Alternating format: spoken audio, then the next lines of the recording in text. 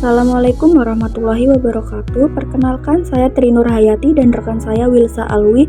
Di sini kami akan sedikit menjelaskan tentang psikologi perkembangan kehidupan beragama. Yang pertama yaitu perkembangan kehidupan beragama pada masa anak-anak. Masa ini dimulai dari usia 0 sampai 12 tahun. Ciri-ciri kehidupan beragama pada masa ini bersifat imitatif.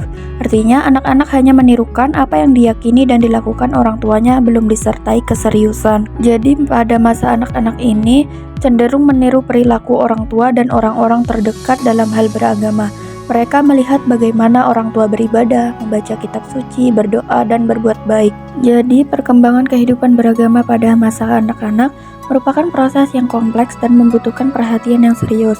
Orang tua, guru, dan masyarakat memiliki peran penting dalam membantu anak memahami dan mempraktikkan agama dengan benar.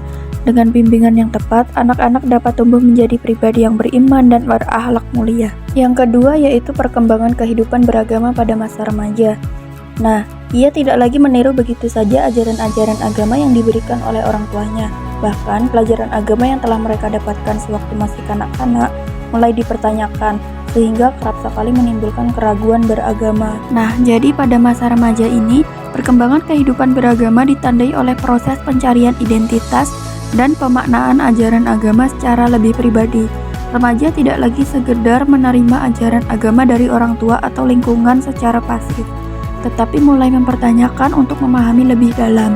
Proses ini seringkali disertai dengan keraguan, perenungan, dan eksplorasi nilai-nilai agama. Keraguan tersebut wajar terjadi karena remaja mulai berpikir kritis dan mencari kebenaran yang sesuai dengan pemahaman dan pengalaman mereka sendiri. Selanjutnya yaitu perkembangan kehidupan beragama pada masa dewasa. Pada masa ini, individu seringkali mulai mencari makna yang lebih mendalam dalam hidup, yang dapat mengarahkan mereka pada pertumbuhan spiritual yang lebih matang.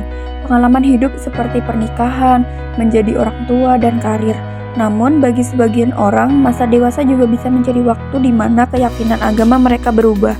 Nah, jadi pada masa dewasa ini, seseorang mulai mencari arti hidup yang lebih dalam dan berusaha memahami agama. Nah, jadi pengalaman-pengalaman ini membuat mereka merenung dan mendekatkan diri pada ajaran agama untuk menemukan ketenangan atau jawaban atas masalah hidup. Namun, ada juga orang yang mengalami perubahan dalam keyakinan agamanya, mungkin karena pengaruh lingkungan, pengalaman pribadi, atau pemikiran baru yang membuat mereka mempertanyakan keyakinan lama. Masa ini adalah waktu di mana kehidupan beragama bisa menjadi lebih kuat atau berubah sesuai perjalanan hidup seseorang. Materi selanjutnya yaitu mengenai tentang teori yang menjelaskan perkembangan kehidupan beragama pada setiap tahapan usia. Adapun beberapa teori yang akan saya jelaskan di sini. Yang pertama itu mengenai teori monistik. Teori monistik merupakan suatu teori yang membicarakan konsep sumber agama secara psikologis pada manusia, yang menjadikan sumber kejiwaan agama pada manusia berasal dari satu sumber kejiwaan. Hanya saja dalam menentukan unsur-unsur yang mendasari timbulnya sumber jiwa keagamaan pada manusia itu, adapun beberapa psikologi berpendapat. Yang pertama yaitu mengenai tentang unsur berpikir. Unsur berpikir di sini menjelaskan bahwasannya manusia adalah makhluk yang paling sempurna di antara makhluk ciptaan Tuhan. Karena kelahiran manusia dilengkapi dengan akal ataupun pikiran. Dengan berpikir, manusia dapat mengembangkan dirinya dalam kehidupannya, dan dengan berpikir pula manusia berusaha untuk membuka tabir-tabir kebenaran. Pendapat yang kedua yaitu mengenai sign of the pants. Sign of the Pan menjelaskan bahwasanya secara fisik manusia termasuk makhluk yang lemah, di mana manusia dilahirkan belum mampu untuk berbuat sesuatu. Namun kelahirannya telah dilengkapi dengan berbagai potensi dasar yang siap untuk dikembangkan dalam kehidupannya. Berkat dari kondisi jiwa yang dialaminya itu, maka manusia menggantungkan hidupnya pada sesuatu kekuatan yang lebih tinggi dari dirinya yang disebut dengan Tuhan. Yang ketiga yaitu mengenai tentang libido seksualitas manusia. Libido seksual termasuk unsur kejiwaan sekaligus sebagai sumber kejiwaan agama bagi manusia. Setelah melalui proses yang panjang, konsep libido seksual yang dimiliki manusia itu sebagai sumber kejiwaan Baik, teori yang akan saya jelaskan selanjutnya itu mengenai tentang teori fakulti. Dalam teori fakulti, sumber agama pada manusia adalah gabungan dari beberapa fungsi kejiwaan yang dimiliki manusia. Fungsi kejiwaan itu yang menggerakkan jiwa manusia untuk bertingkah laku keagamaan. Dalam pemikiran para pendukung teori fakulti, ada pun beberapa sumber kejiwaan agama pada manusia. Yang pertama itu tentang konflik kejiwaan. Manusia sebagai makhluk yang aktif dalam hidupnya selalu mengalami konflik kejiwaan sebagaimana yang telah dijelaskan bahwasanya sumber agama itu adalah konflik jiwa dalam diri individu. Yang kedua, kebutuhan-kebutuhan dasar manusia. Manusia sebagai makhluk membutuhkan banyak kebutuhan dalam kehidupannya. Kebutuhan menjelaskan bahwa kebutuhan manusia pada dasarnya bertingkat-tingkat, mulai dari tingkat yang paling bawah sampai tingkat yang paling tinggi. Yang ketiga, keinginan manusia. Keinginan merupakan kehendak manusia yang berasal dari dalam jiwa manusia, bukan dari luar dirinya. Keinginan adalah kehendak jiwa manusia yang menginginkan sesuatu untuk dirinya sendiri. Selanjutnya yaitu faktor yang mempengaruhi perkembangan kehidupan beragama. Yang pertama yaitu pada anak-anak.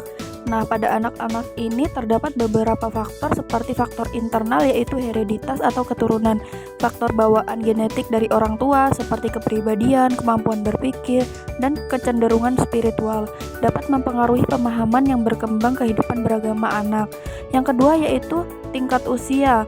Pada usia tertentu, pemahaman anak tentang agama berkembang. Anak kecil lebih banyak meniru perilaku dan ritual, sementara anak yang lebih dewasa mulai memahami makna ajaran agama. Yang ketiga yaitu pendidikan keluarga. Pendidikan keluarga ini, pola pengasuhan dan nilai-nilai agama yang diajarkan oleh keluarga memainkan peran penting. Orang tua yang aktif membimbing anak dalam beragama dapat membantu dasar spiritual yang kuat. Selanjutnya yaitu faktor eksternal. Yang pertama yaitu lingkungan sekolah. Sekolah berperan dalam memberikan pendidikan agama formal, baik melalui mata pelajaran agama maupun praktek keagamaan di lingkungan sekolah. Dan yang terakhir yaitu lingkungan masyarakat. Interaksi dengan masyarakat sekitar seperti teman sebaya, teman ibadah, dan kegiatan sosial keagamaan dapat memperkuat atau mempengaruhi pola pikir dan praktek keagamaan pada anak. Selanjutnya yaitu faktor yang mempengaruhi perkembangan kehidupan beragama pada masa remaja. Yang pertama yaitu dari faktor kepribadian. Nah, karakter dan sifat unik pada diri remaja seperti tingkat kesadaran, kedewasaan, dan minat terhadap hal spiritual sangat mempengaruhi cara mereka memahami dan menghayati agama. Remaja dengan kepribadian yang terbuka atau reflektif cenderung lebih mudah mendalami agama. Yang kedua yaitu kondisi kejiwaan. Stabilitas emosional dan psikologis berperan penting. Remaja yang merasa nyaman dengan dirinya sendiri dengan lingkungannya cenderung memiliki pandangan agama yang positif. Sebaliknya, konflik batin atau tekanan emosional dapat mempengaruhi cara mereka berinteraksi dengan ajaran agama. Nah, selanjutnya yaitu dari faktor eksternal seperti lingkungan keluarga, pola asuh, hubungan dengan orang tua, dan tradisi keagamaan keluarga memainkan peran utama. Keluarga yang aktif mengajarkan dan mempraktikkan ajaran agama dapat membentuk dasar kehidupan beragama remaja. Yang kedua yaitu lingkungan institusional. Institusi formal seperti sekolah, tempat ibadah, atau organisasi keagamaan turut memberikan pendidikan agama. Pengaruh guru, pemimpin agama, dan teman sebaya di lingkungan ini dapat memperkuat nilai-nilai keagamaan pada remaja. Selanjutnya yaitu lingkungan masyarakat. Nah, interaksi dengan masyarakat termasuk teman sebaya, kelompok sosial, dan media memberikan pengaruh besar pada perkembangan kehidupan beragama. Masyarakat yang mendukung nilai-nilai agama membantu remaja memperkuat keyakinan mereka, sedangkan lingkungan yang permisif atau abai terhadap agama dapat menjadi tantangan. Selanjutnya yaitu faktor yang mempengaruhi perkembangan kehidupan beragama pada masa dewasa. Nah, pada masa ini dibagi menjadi dua faktor, yaitu faktor diri sendiri dan faktor luar. Dari faktor diri sendiri, pengalaman masa lalu, baik positif maupun negatif, dapat membentuk pandangan dan praktek keagamaan. Misalnya, pengalaman menghadapi kesulitan hidup seringkali membuat seseorang lebih mendalami agama. Pada tahap dewasa ini, seseorang biasanya memiliki kemampuan berpikir kritis dan reflektif. Mereka lebih mampu memahami makna mendalam dari ajaran agama dan menerapkannya sesuai dengan nilai-nilai pribadi. Kondisi psikologis yang stabil membantu seseorang lebih fokus pada pengembangan spiritual. Sebaliknya, stres atau masalah emosional dapat menghambat atau justru memotivasi seseorang untuk mendekatkan diri pada agama. Nah, dari faktor luar, dukungan pasangan, anak, atau keluarga besar berperan penting dalam membentuk kehidupan beragama. Hubungan sosial yang sehat, termasuk dengan teman atau komunitas keagamaan, juga memperkuat keyakinan seseorang.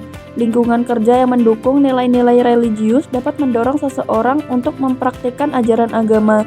Sebaliknya, tekanan dari masyarakat yang cenderung materialistis atau sekuler dapat memengaruhi cara seseorang menjalankan agamanya. Media, baik cetak maupun digital, memberikan akses kepada berbagai informasi keagamaan. Ini juga bisa menjadi sarana pembelajaran atau tantangan, tergantung pada bagaimana seseorang menyikapinya. Demikianlah materi yang dapat kami sampaikan. Jika ada kesalahan, kami mohon maaf yang sebesar-besarnya. Kami akhiri, wassalamualaikum warahmatullahi wabarakatuh.